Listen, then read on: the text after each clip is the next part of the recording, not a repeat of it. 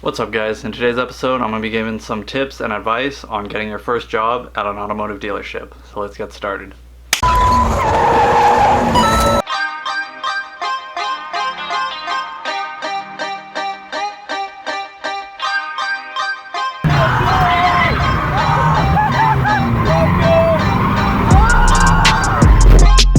Yo! What is up, guys? Nick Nakai here, Bald Nakai here. Let's Drift Media. Thank you guys for coming back to the channel.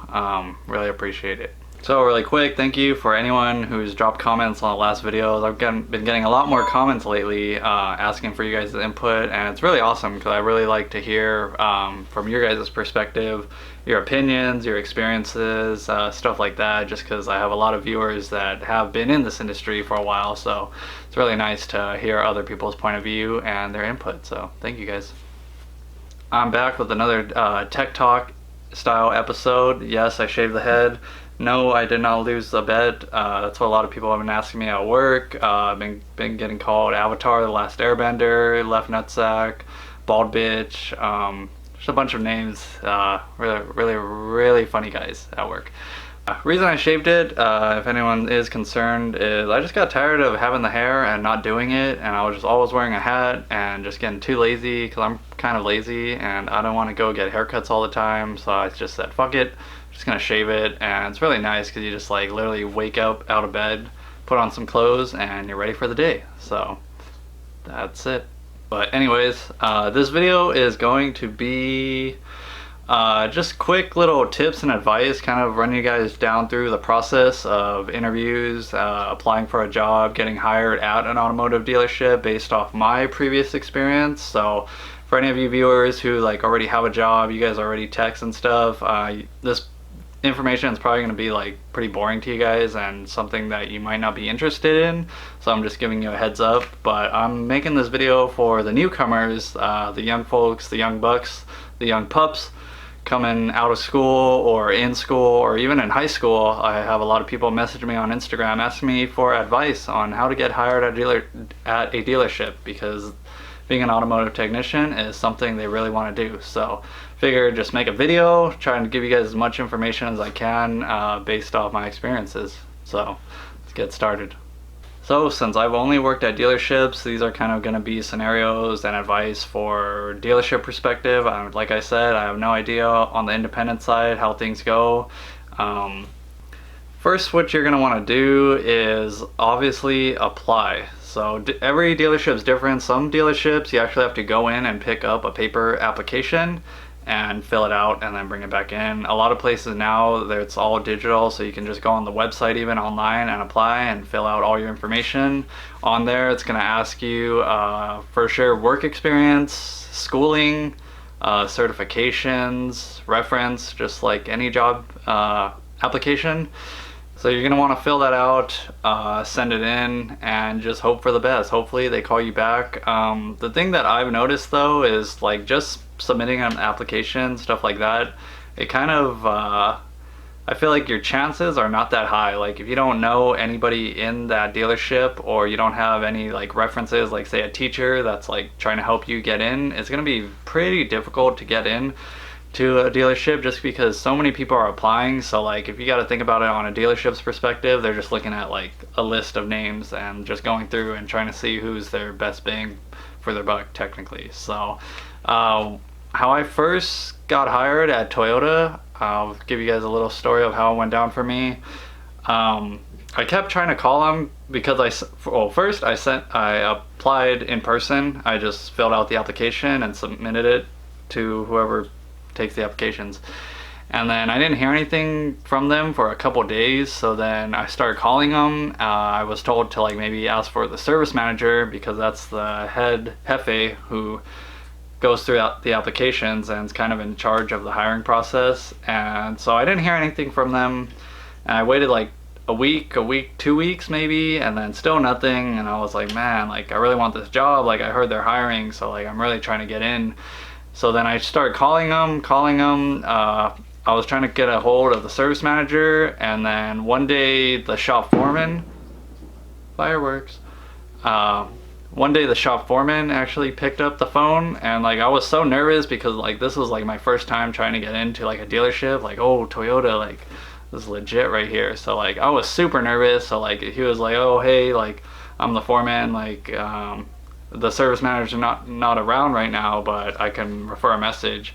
And my ass was just like so like nervous. So I was just like, oh, like my name's Nick Nakai. I really want to start working there as a loop tech, and I like gave him like almost my whole life story. Like I'm going to school right now, like I have this certifications, and I was like so nervous. I kind of just like gave him my life story. And now that I think about it, it's pretty funny because he was probably like, what the fuck, like slow your roll. But anyways, then he just told me like, all right, I'll let the service manager know since he's not around right now. We'll give you a call back. So then at that point, it was just a waiting game and just had to wait. I was still going to school at the time. I was finishing up at school. The reason I applied at this dealership was because one of my teachers told me that they were hiring.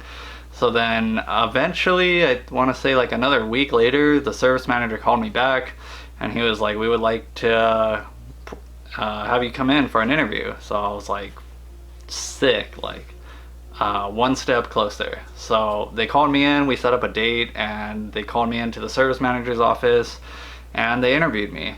So going to the interview, things that I would remember that they ask you is going to be like what school you're going to, what certifications you have, do you have any work experience.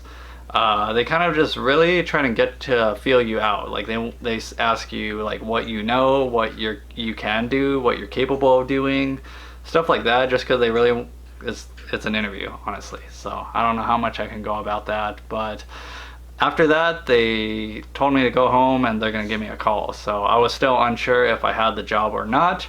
And then probably another week later, they called me back and said like they'd like to give me a chance, so they're willing to hire me, and we set up a date where I would start, and you know the rest. So I started there. So then I guess I'll share my most recent experience at BMW, the interview process. I applied online because I knew somebody there, so the person there helped me get the job interview because it was just word of mouth. So that was really, I feel like, the whole reason I actually got a chance to even get interviewed, because I'm sure a lot of people are applying at this dealership I'm at. But I remember talking to the service writer or the service manager, and he asked me, why do you want to leave Toyota to come to BMW? And I was just told him like, I feel like it's a better opportunity. I feel like in the long run BMW will pay out a lot more than Toyota. And the whole reason we're here is to make money, and we want to make the most money we can. So I felt like it was a better opportunity here at BMW. And he also asked me if, like, can you diagnose, or what do you know about BMWs? And I just told him straight up, like, I've never worked on a BMW. I don't know anything about BMWs. My diagnostic skills are really low. I don't have much experience diagnosing, but I'm a hard worker and I'm willing to learn. And I think that's something that they did like about me, is I was just blunt and honest about it. I wasn't trying to beat around the bush. I just told them straight up what I know and what I don't know. And I feel like that helped me out a little bit. So that's basically how interviews go down. All the jobs I've gotten, that's the exact same way. Like they call you in, they interview you. It's either going to be the service manager and the shop foremen. Usually it's both, and they just kind of feel you out. Talk to you, try and see what you've done, what you're capable of doing, and see if you're a good choice for that company. So tips I would say when you're going into an interview like that is, honestly, just be honest.